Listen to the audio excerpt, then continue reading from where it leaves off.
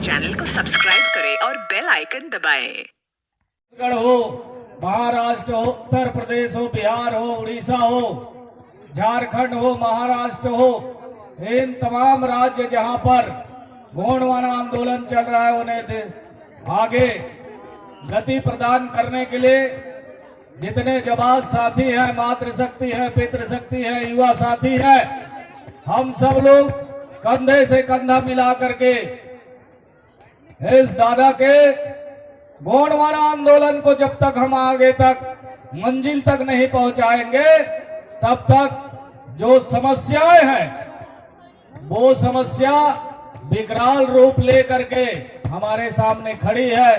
उस समस्या का समाधान सिर्फ ये गोंडवाना आंदोलन है, जिसके माध्यम से हमारे साहित्यकारों ने अभी अपने वक्तव्य में भी कहा, हमारी भाषा को, हमारी संस्कृति को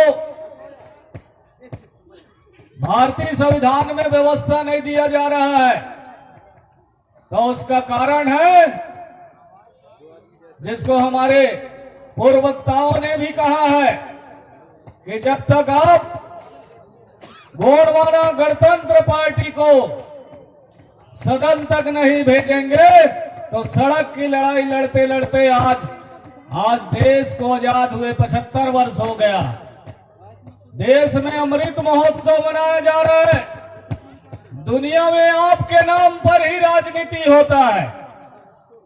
लोग आदिवासियों की बात करते हैं और सरकार में कोई दूसरा बैठता है कि नहीं बैठता है।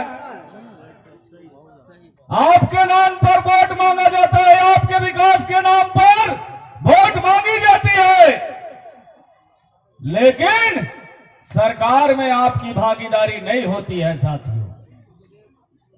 इसलिए अगर आपका सरकार में भागीदारी चाहते हैं तो इस गोंडवाना आंदोलन दादा मरगाम जी के बनाए गोंडवाना गणतंत्र पार्टी के साथ आपको कदम से कदम मिला करके चलना होगा। तब जा करके, चाहे वो साहित्य के क्षेत्र में हो, चाहे भाषा के क्षेत्र में हो, चाहे धर्म के क्षेत्र में हो, चाहे संस्कृति के क्षेत्र में है, सभी का संरक्षण राजनीतिक ही करता है साथी। जिसका राज होता है उसी की भाषा होता है, उसी के धर्म होता है, उसी के संस्कृति होता है।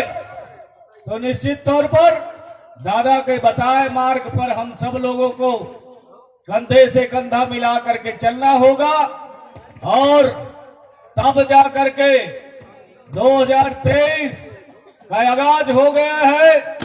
दादा मरगाम जी के हम जयंती मना रहे हैं। इसी तरह उत्सव और उल्लास के साथ 2023 का वर्ष में गोंडवाना आंदोलन चरम सीमा पर होना चाहिए। सदन में गोंडवाना का ये पीला झंडा फहरना चाहिए। तब जा करके इस तरह का जो हम लोग कार्यक्रम करते हैं।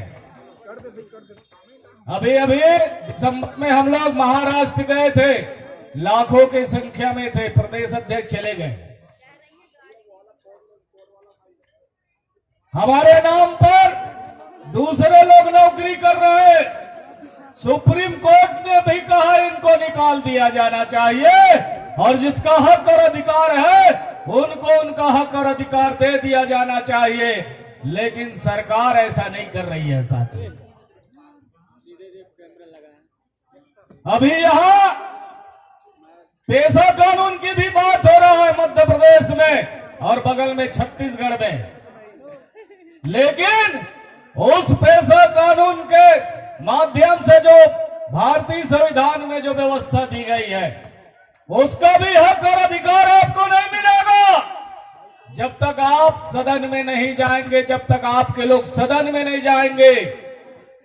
और आपको बात बता दो, 75 साल की आजादी में हमारे नाम पर अरबों खरबों रुपए लाया गया, विश्व बैंक से, रिजर्व बैंक से, संयुक्त राष्ट्र महासंघ से, कि इनकी शिक्षा के लिए, इनको रोजी और रोजगार के लिए, इनको स्वास्थ्य के लिए लेकिन वो भी साथियों कोरी झूठ है।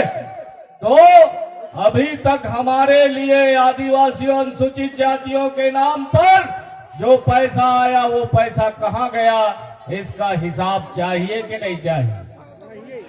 तो पैसा का हिसाब चाहिए तो कौन पूछेगा? 75 साल में आपके जितने बेटे लोग गए वो सब नालायक लोग गए। नालायक बेटे के बाप को कभी सम्मान नहीं मिल सकता, इसलिए लायक बेटा को भेजिए जो सड़क में लड़ रहा है वो सदन में आपके लिए लड़ सके। बस इन्हीं कामना के साथ मैं पुनः आज के द्वितीय सत्र का, चूंकि हर वर्ष दादा मरकाम जी जब रहे तो मुझे खड़ा कर देते थे ये बात कहने के लिए, इसलिए मैं हमारे प्रवक्ता जी से, संचालक जी से माइक ले लिया मैं। इसलिए साथियों, आप सब लोग इतने कड़कड़ाते ठंड में अपने अपने अलग अलग प्रदेशों से, अलग अलग जिला से अपने खर्चा से आए हैं, तो गांव में जाके दुगना रफ्तार से आप आंदोलन को आगे बढ़ाएं, ऐसी शुभकामना और संदेश देते हुए मैं चाहूंगा कि ये कार्यक्रम को आगे बढ़ाया जाए। आज के कार्यक्रम के मुख्य अतिथि को भी जाना है, इसलिए हम इस बार जो क्रम है मुख्य अतिथि के शुरुआत करेंगे, उन्हीं को शुरुआत करके फिर चूंकि हमारे पदाधिकारी हैं उनको रात भर रहना है ना भाई, जो रात भर रहेगा उसको बाद